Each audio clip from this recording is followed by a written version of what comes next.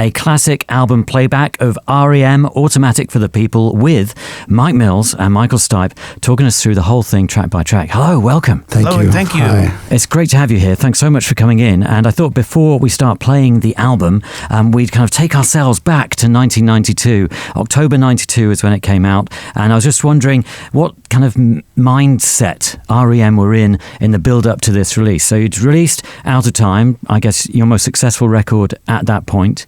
And did that have an impact on what you were going to do next? Oh, yeah.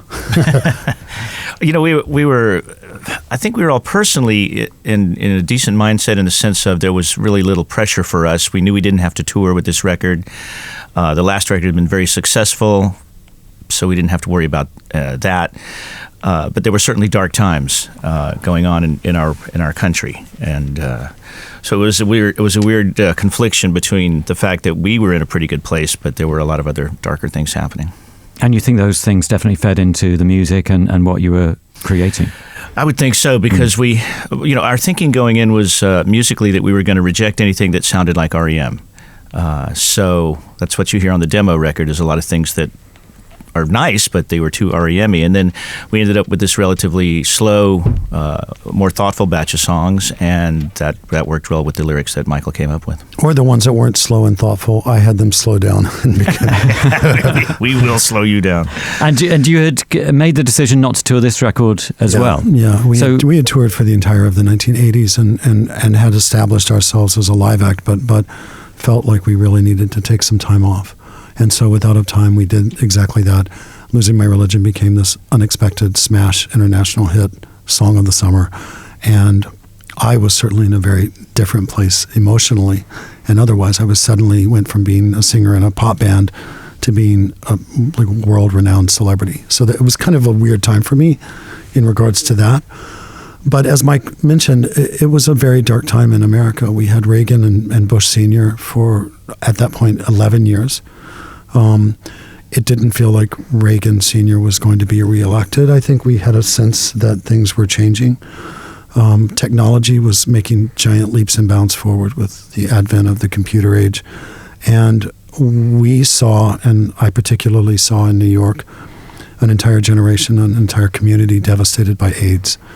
And at the same time, we had lived through our 20s and we're now kind of firmly, I was 31, I guess, when we started writing this record, in our 30s. So that's a time of life when you start kind of re-examining who you are as an adult, who you were as a younger person. And I think all of that went into the mood and the thematic themes, can I say that, of this record. Yeah, because it's quite a reflective album, isn't it? And I guess the themes are mortality. And yet the interesting thing is that the music is really quite uplifting. And I think that's one of the reasons why it connected with so many people. Yeah, I mean, I would say mortality, death, but also transition, like shifting from one thing into another. And some of that, all of that, hopefully, contains hope. I mean, I feel like as a writer and as a public figure, I've always, however dark I can be, you come through that darkness and there's something at the end. And did any of the musical things that were going on in the world have any effect on this record? And Nirvana had broken through. Suddenly there was a sea change in terms of the music scene that you'd been very much a kind of champions of. The alternative side of things was now in the mainstream. And you were kind of the elder brothers of this whole thing. I mean, Nirvana, Kurt and Courtney had bought the house next door to Peter Buck. They were giant fans, Courtney particularly. They bought the house next door. They wanted to live next to Peter. We were working in Seattle. We knew all those guys. We were, of course, influenced by it, but not in terms of the sound of the songs or the place that we were at creatively. It was very, very different. Man on the Moon, there was a big challenge for me, which was to write a song with more yes in it than any Nirvana song had been written, and I managed to do that. Yeah. And we all had a good laugh about it, and a great song came out of it. But we've never been much at responding to, we were always a little out of step, I mean, as a band. We were either behind or way ahead of the ball. So as much as I wanted to have a haircut like Kaja Gugu or Bow Wow Wow and be as cool as they were, we weren't. We were something very different. Yeah, and you were content in that world. And I still wanted a Kaja Gugu haircut. I mean, I really thought those guys nailed it. That's what we should be. But thank God my hair wouldn't do that. as it turns out. Amazing. And it's maybe why it stood the test of time. The record My still hair? sounds... No, your hair still looks great, my hair Michael, but in a different kind of way. But no, the record still has stood the test of time. It still sounds... it's a very moving record to listen to, I think. Thank you. I'd like to admit as well, I am still a Kajagoogoo and Bow Wow Wow fan. It is R.E.M. on X-Posure Radio X with Drive, the opening song on Automatic for the People, 25 years old this year and getting the deluxe reissue treatment on Friday. Mike and Michael from R.E.M. are here. Drive, the opening song. Where did this come in the creation of the record, and was this always a leader to be at the front of the record? I don't think we expected it to start the record. It's such a somber, dark, kind of plodding song with that beautiful repeat echo on the vocal, which I still don't remember who it was that came up with that idea, but I knew it had to be there. It was essential that the vocal have that kind of long repeat.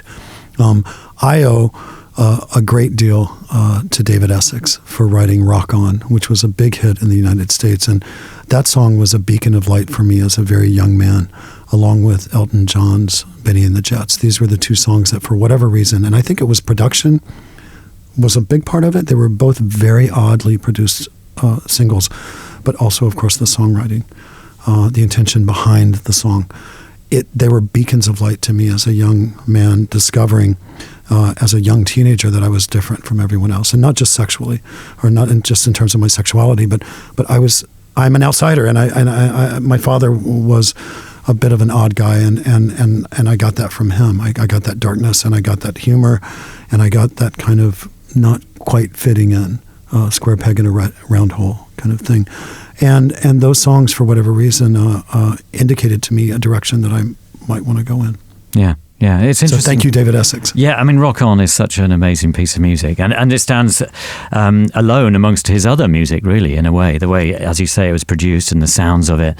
And it still sounds quite 21st century, in a way, when you hear it. And so that kind of sonic idea of that was embedded in your approach to Drive when you were writing the words to it and thinking about your vocals. How had I love that you brought it into the 21st century, because I think of... FKA Twigs or MIA, and I hear that. Yeah. It's like post hip hop kind of production, post hip hop. It's fascinating. Yeah. That was there in the early 70s. It's incredible. Yeah, and it has a hypnotic effect on the listener, I think, which Drive does too. Now, did you put your vocals to the music? Was the music prepared separately then for this record? With R.E.M, the music was always there for me. Yeah. I'm like I'm not sure if I'm the handball or if I'm the wall, but I always need something to bounce off of. And so these guys would write pieces of music. I would respond to this or that. We would change the arrangement. We would work together. They were really helpful in helping me sculpt my participation, my input. But the music was always there first. Mm. And in terms of the involvement of John Paul Jones, who did the orchestral arrangements on a few of the tracks on the album, when did you think of him, and why did you think of him? And it had the arrangements work with the songs so well, don't they?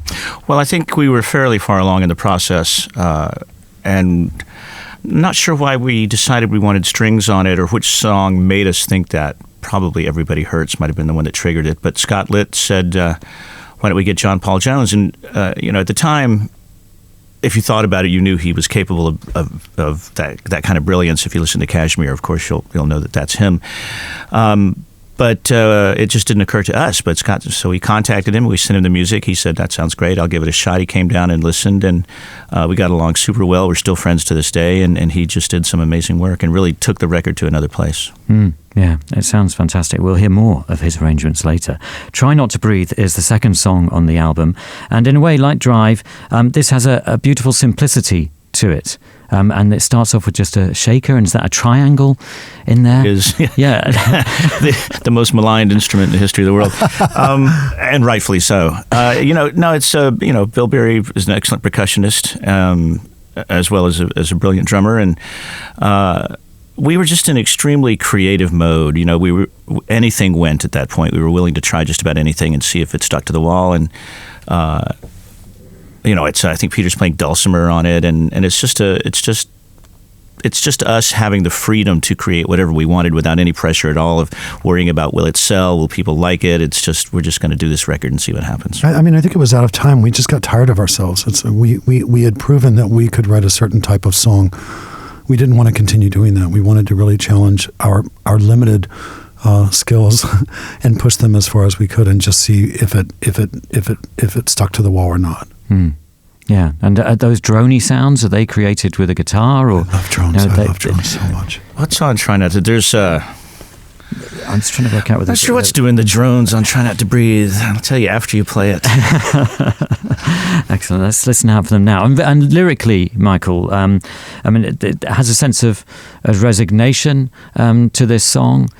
Were there particular things that you were thinking of when you wrote these words? Yeah, it's a woman at the end of her life, looking at the people around her and urging them, I think, to easily embrace or acknowledge what's happening. The Sidewinder Sleeps Tonight, the third song on the album, and some people see this as the oddity within the whole feel of the album. How do you feel about this song now? I could agree with that. It was not my choice to put it on the record, and it's not. I have to say, I feel there are songs that I feel I was lyrically lazy. This one I might have been lyrically a little too overcaffeinated, but it's a song that I hear and I cannot stop singing for 4 days after I hear it. I think of the song and I sing it for 4 days. So it's certainly catchy. Yeah. Oh, it's a really catchy song. But it has some really interesting words and interesting musical elements as well. And the way that you work in at the beginning, the line "Sleeps Tonight" as well is a kind of interesting intertextuality, or whatever word you want or phrase you want to use, which is always kind of fascinating. And how did that seep in there, and why did it? No idea. With the best songs, and I'll include most of the songs on this record in that category, I didn't think too hard about what I was going to write about. I just allowed it to kind of come out of me, and then tried to put the pieces together later, or tried to figure out why. It's the idea. I don't know who said this: write drunk, edit sober.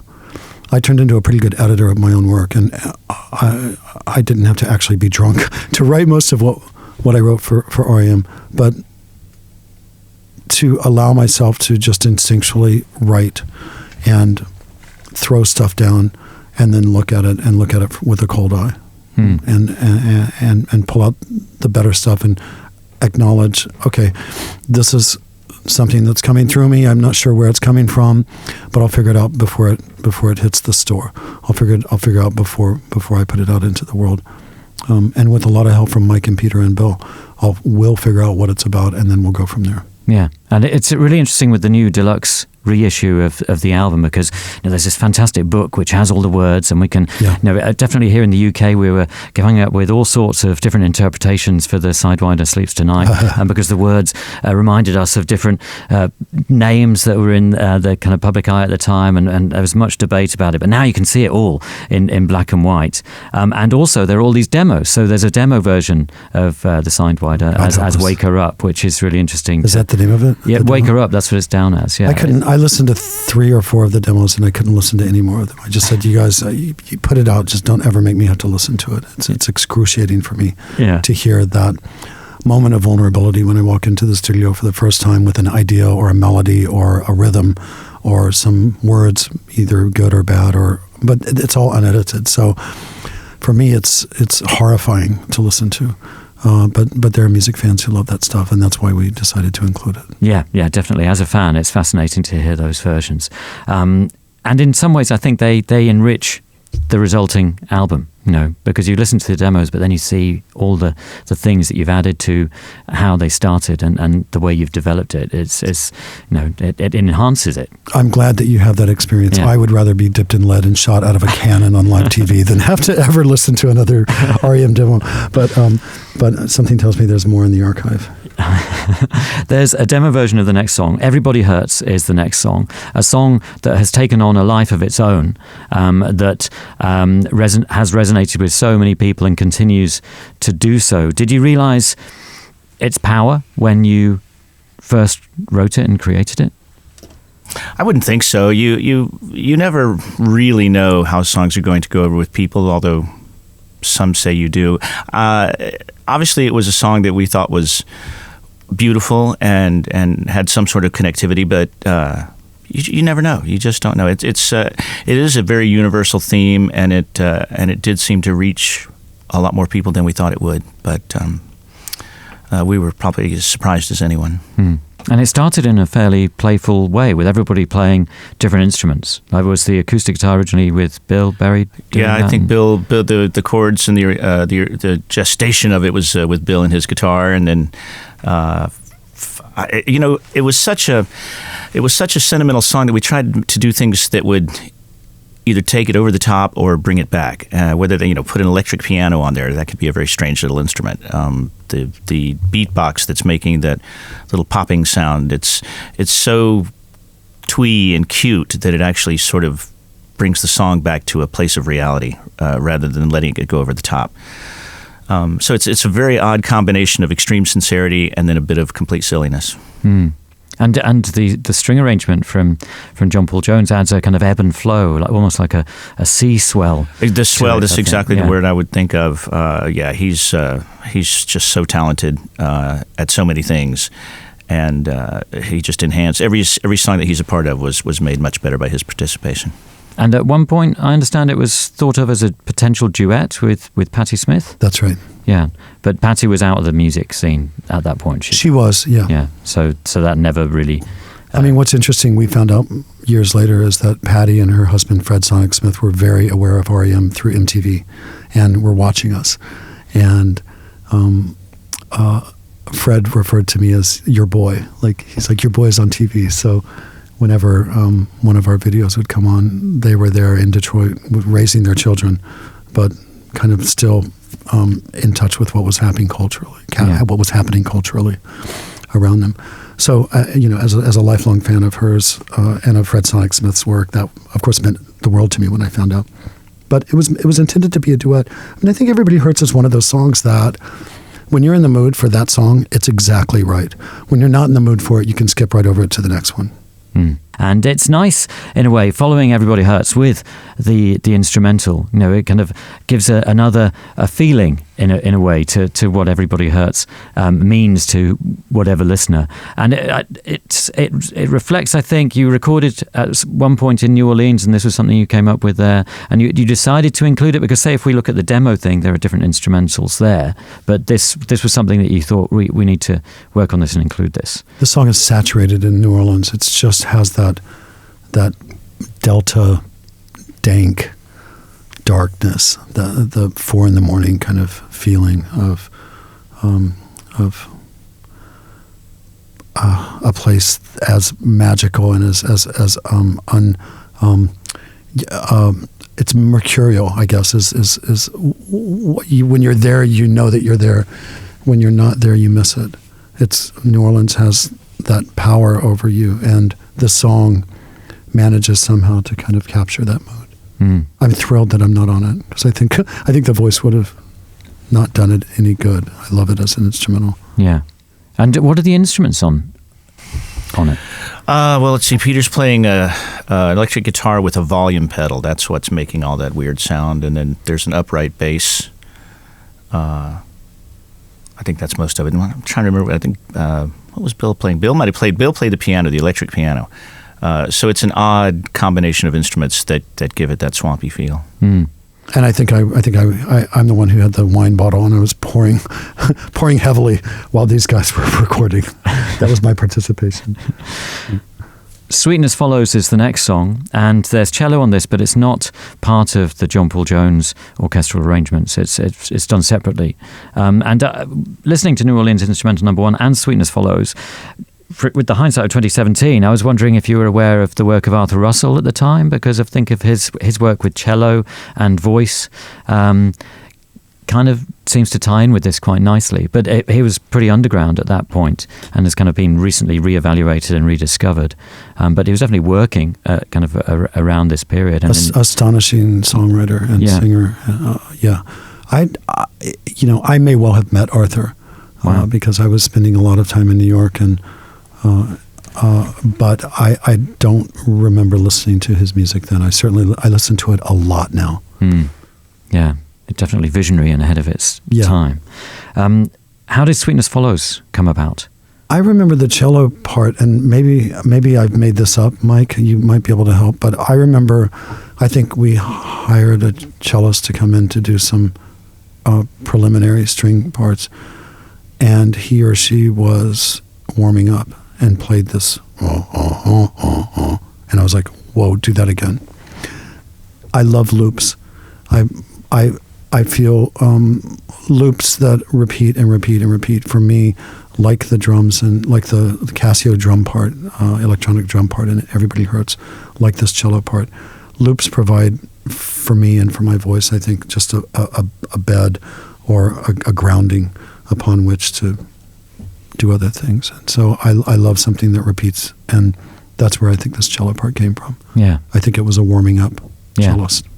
Which adds a kind of nice rawness to it in a way. Was there any blueprint for this musically? I mean, it seems, quite kind of out there in a way, in terms of... It was just Peter's acoustic guitar part. It left a lot of room for things if we wanted to fill it out, and yet we didn't. I don't think there's a bass guitar on that song. I think the cello fulfills that space, and in a much better way than a bass line would have. So again, it's part of that. It's just that there's a very New Orleans feel to that one as well. The growly cello.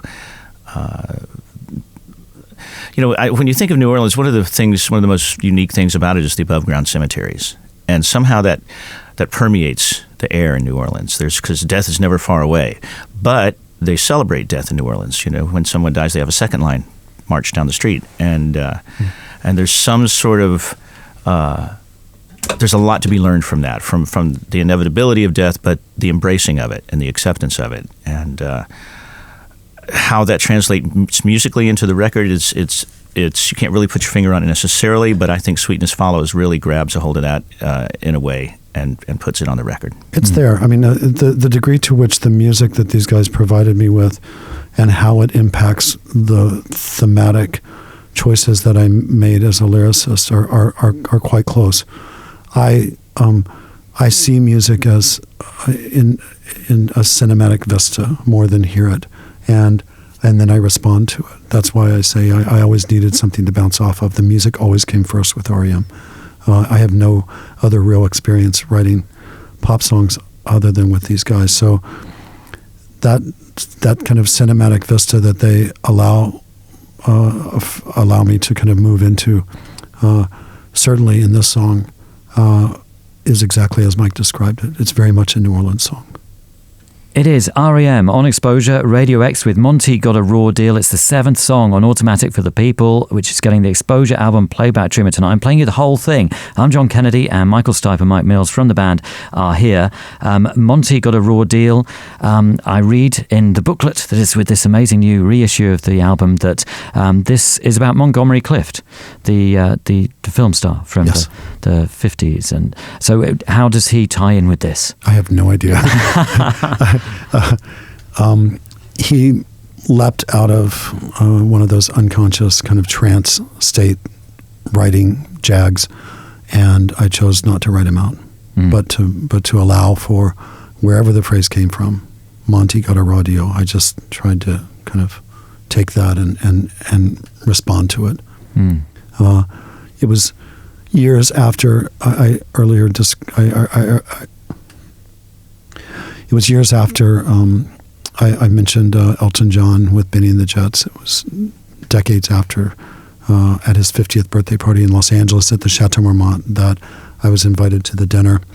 And it was a pretty august group of people there to celebrate his 50th, including Dame Elizabeth Taylor.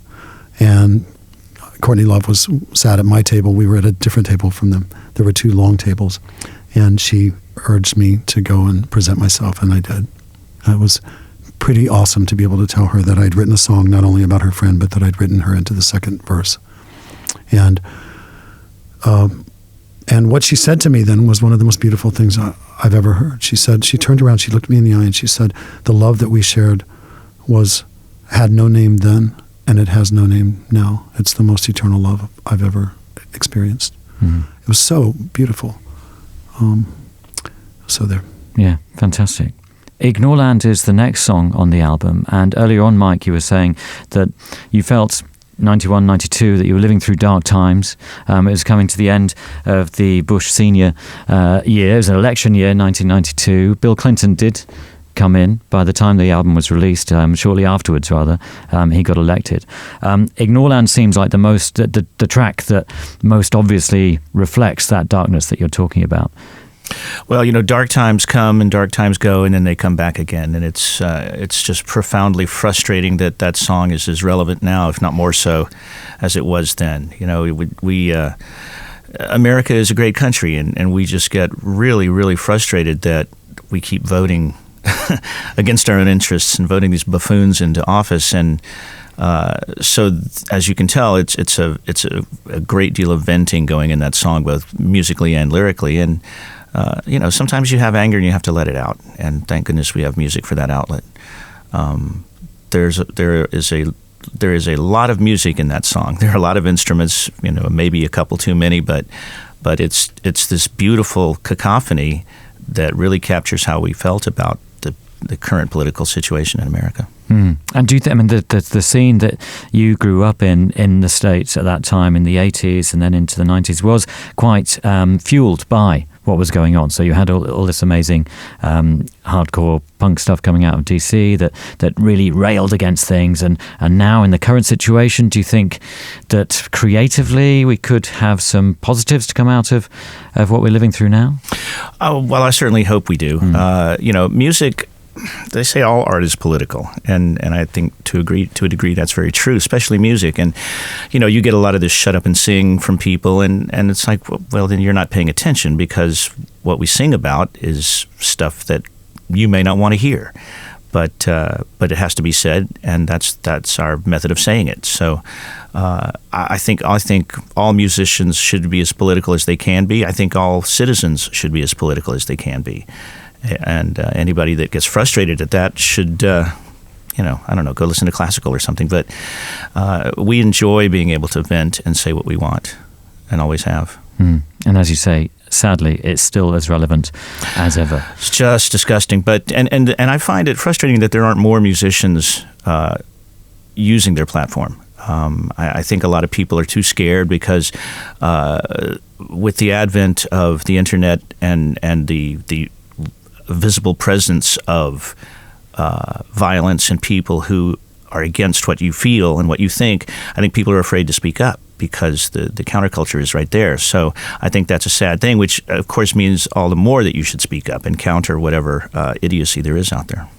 Michael and Mike from the band R.E.M. are here, and Me Kitten is such a beautiful piece of music, and has an almost hymnal quality to it. The language is quite interesting in contrast to that, with the organ and the words that you're saying. But it's such a beautiful song. How in what circumstance did it arise in the creation of Automatic with the People? That's a Miami song.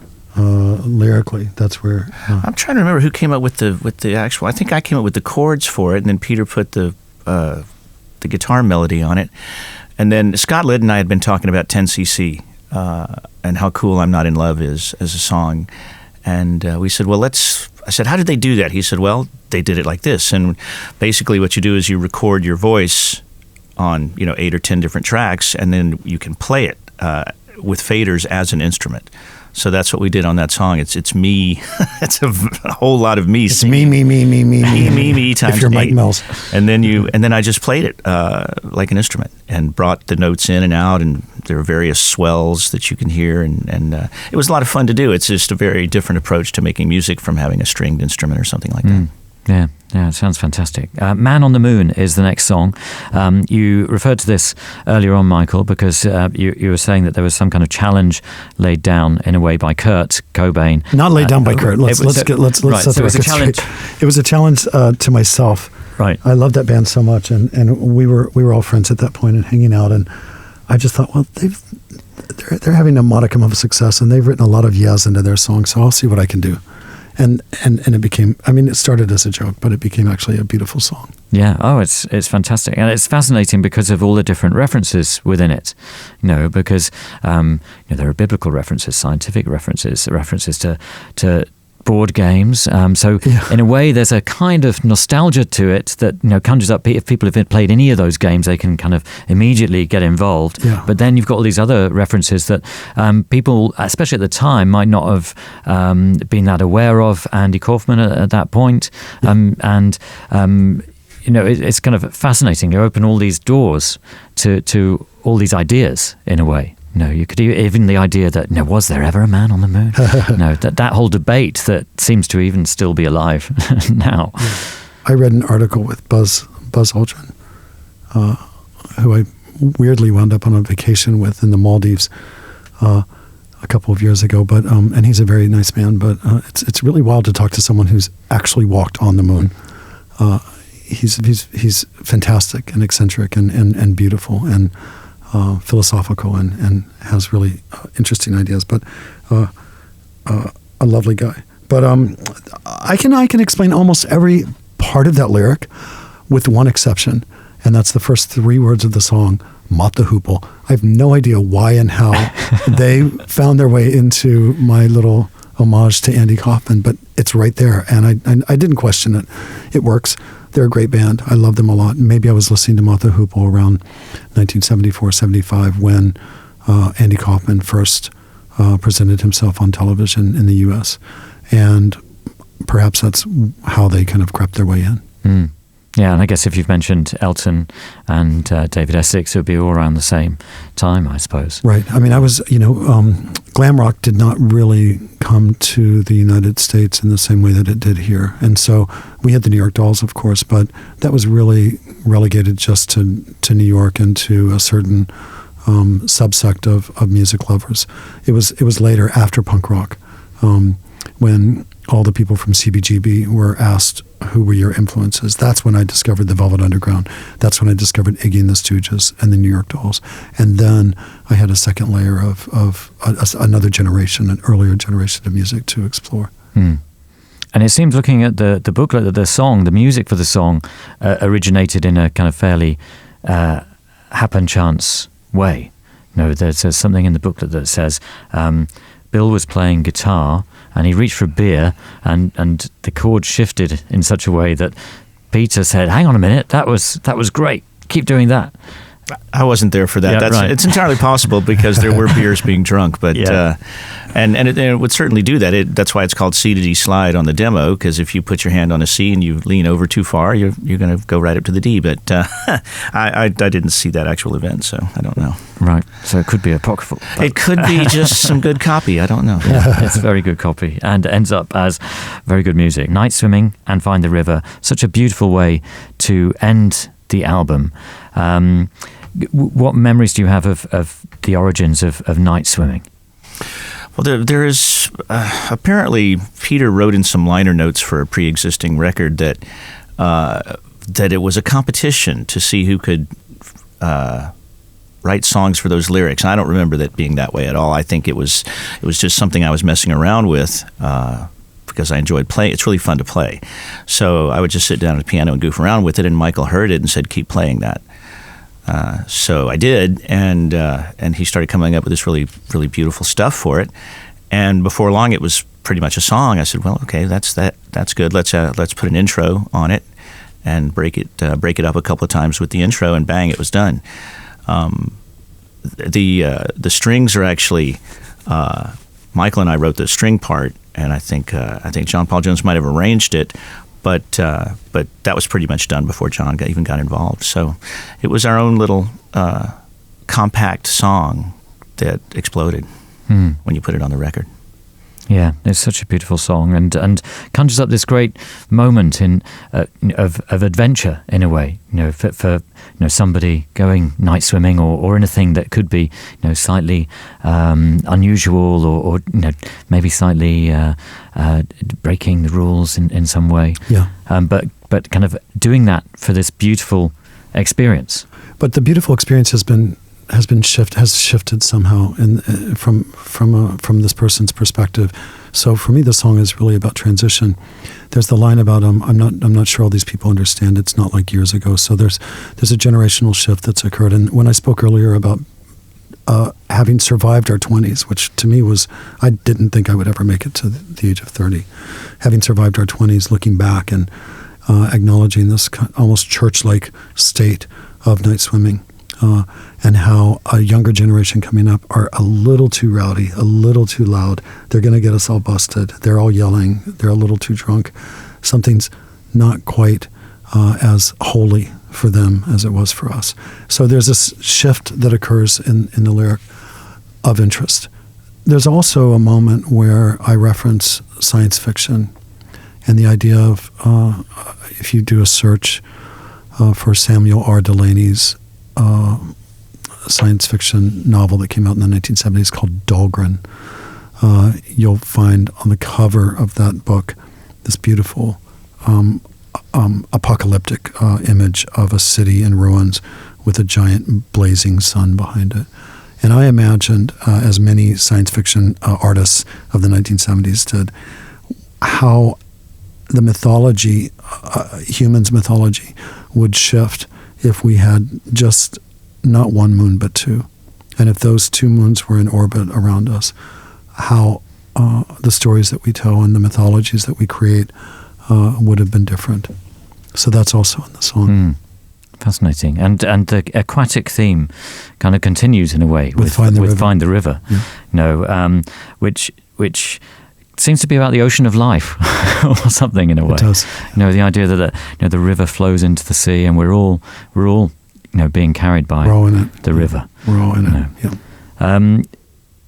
This in some ways seems more conventional than some of the songs on the album as a whole, the way that it was more conventional ballad structure. Yeah, I guess it was written. It just came out that way. I was sitting there with an acoustic guitar and literally just messing around, and those chords came out and they went together so well. It really flowed. It didn't take much longer to write it than it does to play it in terms of finding those chords. Once I found that second chord in the verse, it goes D to a sort of a weird C, and everything just fell into place after that. So in that sense, it's traditional, but then there's one of the things about this album, I think, is that we managed to use the accordion a lot without it sounding cheesy. And that's not easy to do. The accordion itself, by nature, sounds a little, people are used to polkas or Weird Al or what have you. And to be able to make it plaintive and evocative, which it is on Drive and on Find the River, we were surprised at that. But it worked really well. And it really adds a tone to this record that a lot of records don't have in that sense. 25 years on, how do you feel about the album now in the whole R.E.M. catalogue, as it were? I mean, it's interesting, Michael, you were saying, we made it through our 20s. We couldn't believe that, we got to 30. Now it's 25 years later. Do you feel the same way now? That wow, I've made it to this. I made it to 57. I'm so happy to be alive, and I have such gratitude for every day and for every experience, whether good or bad. I've got the darkness I spoke about earlier. I also have the optimism and the hope that I spoke about earlier, and I just feel like really almost every morning when I wake up like I'm the luckiest guy on earth. And a big part of that is that I had this opportunity to work with these people, and we somehow, through our differences and our similarities, created something that all of us now, looking back, are extremely proud of, and kind of a little bit in disbelief that we, as relatively young men, were able to create this thing, and now we're looking back at it and going, wow, it still kind of holds up. It's a good record. Yeah, it certainly is, and it's great that you're getting involved in promoting it, but also putting together these anniversary reissues of Out of Time and of this as well, because as a fan, it's like rediscovering the records, and kind of hearing them again, hearing them anew. together especially, when you hear the whole album, because some of the songs have, as we've said, have a life of their own, and they're kind of everyone's. We're in kind of a singles-driven market now, and that's come and gone since I've been around. So the 60s were like that.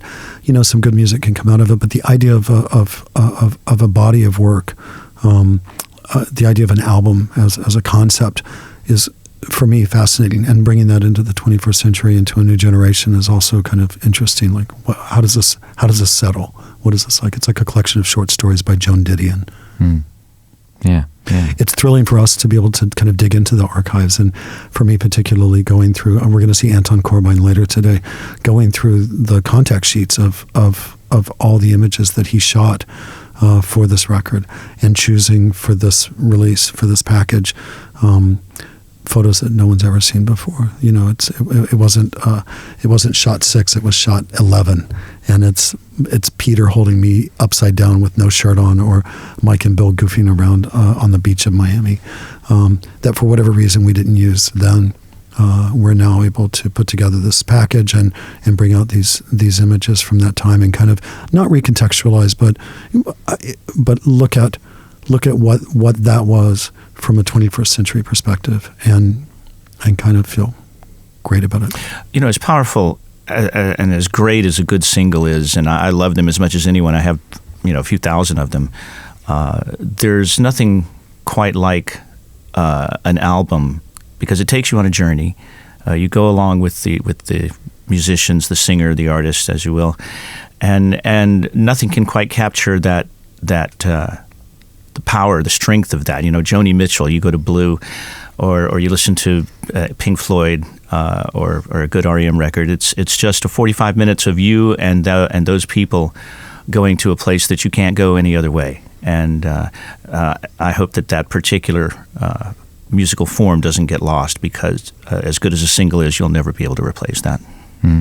I look at Childish Gambino or Kendrick Lamar or MIA or the Yeah Yeah Yeahs, and I know that the album is still there. The album still exists as an art form moving forward into the century, and so that's thrilling. But yeah. And I think Automatic for the People is one of those benchmarks that people would look at and listen to as a reference of what the album can be, and what it has been in the past, and it stands up. Well, coming from you here at Radio X, that's a great compliment. So thank you. Thank you, Michael and Mike, for coming in tonight. It's been a pleasure to talk to you. Radio X.